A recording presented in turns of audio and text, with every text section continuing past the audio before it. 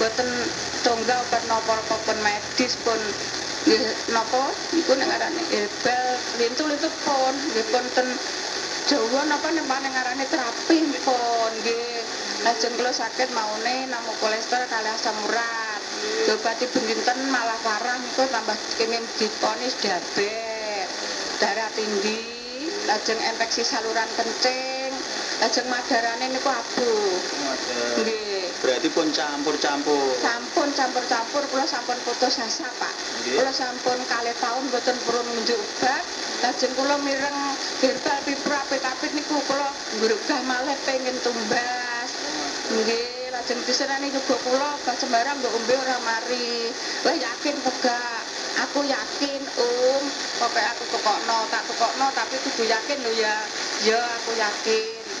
Terus alhamdulillah saat ini kula saged mlampah Pak, senajan tekenan. Pun mboten mlumah mawon ten mbayang. Pun saged ten jeding piyambak, saged siram piyambak. Kala rumiyin kula siram mboten nate Pak, napa disibini tok. Lumah mawon ten mbayang. Pengen semerep njaba niku kula mular. Ngesot nggih. Saestu niku kula mboten withuk. Pertama kali kang jenengan tumbas napa? Pipro apik-apik kalih bekatul. Niku jenengan nunjuk pinten-pinten niku? Niku gasa tetes, apik-apik tunggal, lajeng bekatul setunggal sendok dinten ping 3. Jenengan nunjuk niku pertama kali wonten reaksine kados tiang-tiang apa mboten? Kula mboten, Pak. Mboten. Kula kalih dalu niku saged tilem, tapi matur kalih dalu saged tilem kula mboten ngrasakno saking kathah lara kula dadi kula mboten seneng ngrasakno. Pokoke nganamu kadang cekit ngoten kalih geger kula gatel. Manten-manten sudane enggal sekedhik Pak, dan saking gangune nggih. Nggih, Pak. Lajeng sakniki pun enteng kula amuk kula pipro apik-apik tok. Sakniki kula saged mlampah, pun saged ndemel teken tapi pun saged mlampah, pun saged siram kembak jeding. Namung kula unjuk teng kalih Pak sinten. Sakniki kanten ping kalih. Nggih. Namung ping kalih. Sian ping 3 rutin. Nggih, ping 3 rutin. Nggih, Bu Siti Asih nuwun sewu. Jenengan mulai wonten perkembangan niku wau 2 paket. Jenengan mulai saged mlampah gitu. Mulai saged ndamel teken, kadang latihan lepas teken niku angsal pinten paket emot. Emot Pak, angsal 7 paket. 7 paket Nggih. Sampai saniki kula telas songo. Dosa badine nggih. Tapi perkembangannya pun kuat. Pun alhamdulillah. Alhamdulillah. Berarti jenengan 2 paket mulai ada perubahan. Paket pertama reaksi, paket kedua perubahan. Terus angsal 7 paket pun mulai saged melampah, ndamel teken. Terus mulai latihan lepas teken sak mangke ngantos sedasa paket badine niki nggih. Nggih, badine sedasa niki Pak. Kula alhamdulillah matur nuwun kalih obaten jenengan, kalian ingkang maringi tombol nika Gusti Allah Pak nggih.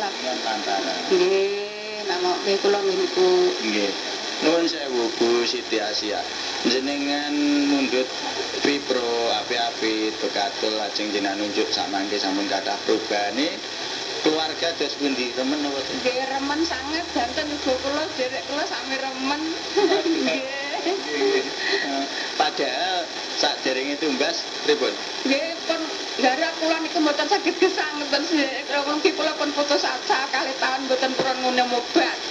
Lajeng kula mirakan radio pengen obat malih niku. Saged lepas alhamdulillah kalih-kalih Gusti Allah tasih diparingi gesang kula. Nggih. Kula tanglet gerak kados mekaten wau jenengan mboten saged napa-napa nggih. Berarti sakderenge ngunjuk niki tileme dos pundi? Mboten nate tilem, Pak. Mboten nate tilem. Pokoke nek sonten saged tilem sekedhap, sedalu pun mboten tilem. Siang nggih mboten saged tilem. Pekathik niku kula miring kanan sakit, miring kiri sakit namung mlumah tok kula. Nggih. Terus lajeng ngunjuk niki pertama kali reaksine gatel wau kalih tileme dos pundi? Maune niku malah mboten gatel, kalih dinten namung kula saged tilem mawon. Nggih, terus lajeng telas gangsal 12 dinten niku geger kula gatel. Nggih, lajeng ngoten adem. Awak kula adem awak. Nggih, terus kelet sak paket kula terus kan tumbas telu. Apik-apik kalih pipro. Terus kalih paket niku sing damel manas awak niku. Nggih. Terus jenengan pertama kali mboten saged tilem, memang angel tilem nggih. alhamdulillah kali dinten langsung saged tilem sekeca ten. Nggih, tuwilem saestu kula. Nedone mawone nggih mboten doyan namung bubur halus. Angsa tunggal 1,5 nika kula belajari nedho sekul kasap bubur sego, Pak. Adi kasap. Niku tasih mutah mawone. Lajeng kula kelas kali paket langkung setengah, kula nedho sekul. Pun mboten mutah sampai saniki mboten mutah. Alhamdulillah.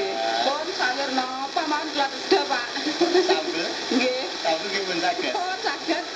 Niku Mak. Masalah nggih. Dados dados jenengan pertama kali niku dahar mboten saged namung alusan mawon nggih. Lajeng mantun ngoten angsal kalih paket setengah niku pun mulai saged dahar sekul, sayur, sembarang jenengan dahar pun mboten balik ngoten nggih. Nggih. Pak Topa kan mirangan Pak Topa, kula mboten nukani pantangan nedha kok Bu, ngoten jenengan siaran ngoten. Pokoke nek saged ulam laut mawon. Kula riyen niku mboten seto Pak, pindang napa ngoten niku. Pokoke nek saged dosa kula sakniki kula doyan Pak. Kula nedha nggih. Kula mirangan jenengan niku. Nggih. Ngaten nggih. Alhamdulillah sanget.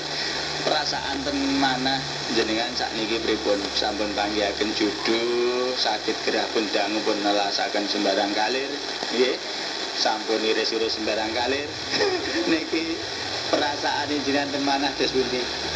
Momen sangat Pak, kula bersyukur sangat kalih Gusti Allah kula tasih diparingi gesang saged diparingi saged saras. Kula kepengin sangat Pak ibadah oleh dumateng panjenenganipun Gusti Allah Pak. Alhamdulillah Pak, saestu kula saged waras. Nggih. Kula kok mboten riyen-riyen kula panggih jampi pro kalih apik-apik niki. Nggih. Matur suwun sanget alhamdulillah. Pripun nggih namine tiyang niku meditasi di kenging ujian nggih dipun uji niku kan boten pareng putus asa. Jenengan pun badhe putus asa, alhamdulillah mirengaken santun kula semangat malih. Alhamdulillah lantaran jampi pibrapit bekatul jenengan dipun paringi sehat malih, berarti rasa syukur jenengan kan malah tambah. Ngaten nggih Bu. Masalah mugi-mugi nggih lancar malih anggenipun ibadah momong putra-putrinipun nggih Bu. Nggih Pak, kula nggih nyuwun pangestune jenengan, kula jenengan saged nggih sampeyan dongaaken rezeki kula lancar barokah kajengipun saged tumbas semarasa kula tumbas sebat terus Pak. Pokoke mboten kula pedhot niku. Bagaimana kawan? Anda terinspirasi dan semangat seperti mereka?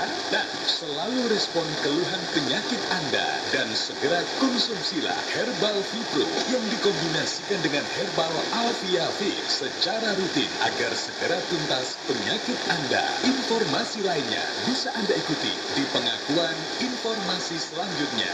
Sampai jumpa.